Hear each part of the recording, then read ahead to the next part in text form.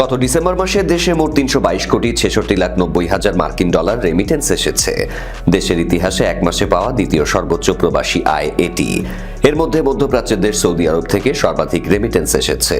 বুধবার বাংলাদেশ ব্যাংকের হালনাগাদ প্রতিবেদনে এই তথ্য জানা যায়। প্রতিবেদনে বলা হয়, গত ডিসেম্বর মাসে সৌদি থেকে রেমিটেন্স এসেছে ৪৯,১৪০,০০০ মার্কিন ডলার। এছাড়া শীর্ষ ১০ দেশের তালিকায় আরও রয়েছে যুক্তরাজ্য, সংযুক্ত আরব আমিরাত, মালয়েশিয়া, যুক্তরাষ্ট্র, ইটালি, ওমান, কুয়েত, কাতার ও সিঙ্গাপুর। দ্বিতীয় সর্বোচ্চ ৪৭,৬০,৬০,০০০ ডলার রেমিটেন্স এসেছে সংযুক্ত আরব আমিরাত থেকে।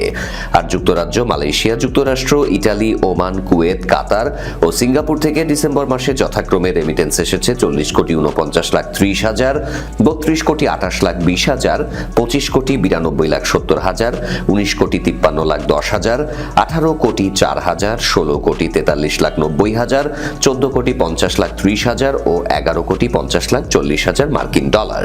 অন্যদিকে নতুন বছরে চলতি মাসের প্রথম ৬ দিনে দেশে রেমিটেন্স এসেছে ৭৭ কোটি মার্কিন ডলার। এই হিসাবে প্রতিদিন গড়ে দেশে এসেছে ১২,৮৩,০০,০০০ ডলার রেমিটেন্স। বাংলাদেশ ব্যাংকের মুখপাত্র আরিফ হোসেন খান এসব তথ্য জানিয়েছেন।